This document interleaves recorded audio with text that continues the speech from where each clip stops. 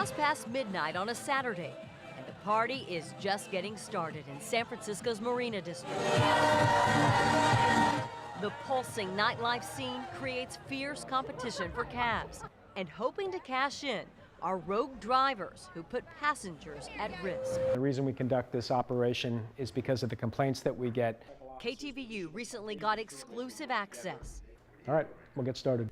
To a late-night special operation with 4 officers going undercover to catch the illegal cabs trolling city streets. The 4 hail cars for hire, and it takes less than a minute to get a bite. We have a solicitation. The driver of this sleek black Mercedes is only supposed to pick up pre-arranged customers. Did you know that what you were doing was illegal? Town car and limo drivers are not allowed to pick up passengers on the street. Why did you lie to the officer, sir? Why did you tell him that it was an arranged pickup? No, excuse me, ma'am. I'm not interested to make any interview with you. But all night long, Okay, heads up, guys. Decoys were just solicited. we watched as shiny town cars and limos pulled over when the undercovers put an arm out. These are just a few of the increasing number of unregulated rides in the city, drivers who skirt the rules to make a quick buck. The most unreal thing that I never thought would ever happen to me was happening. Julia knows why the rules matter.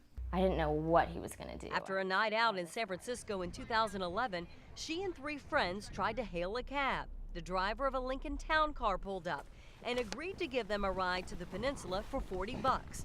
They hopped in and headed home. Once they arrived here at the destination, Julia gave the driver a $100 bill. He gave her $20 in change. When she asked for more, he snapped and suddenly threw the car into reverse. I kept yelling and kept screaming, "Let me out, this car, let me out, let me out." The driver then pulled down a residential street and got out.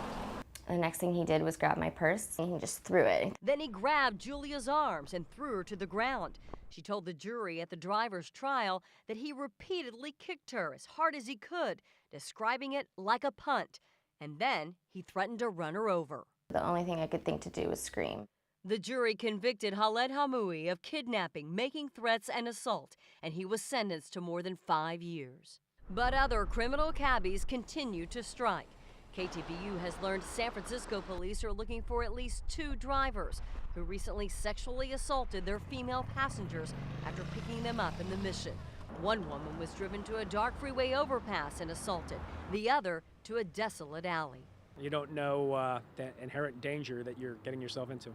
Both cases involve phony cabs, cars designed to look like legitimate taxis, but are not licensed by the city.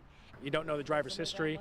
You don't know his criminal history. You don't know if he's under the influence. You don't know if he's a wanted felon. Those unknowns pose a real threat to public safety.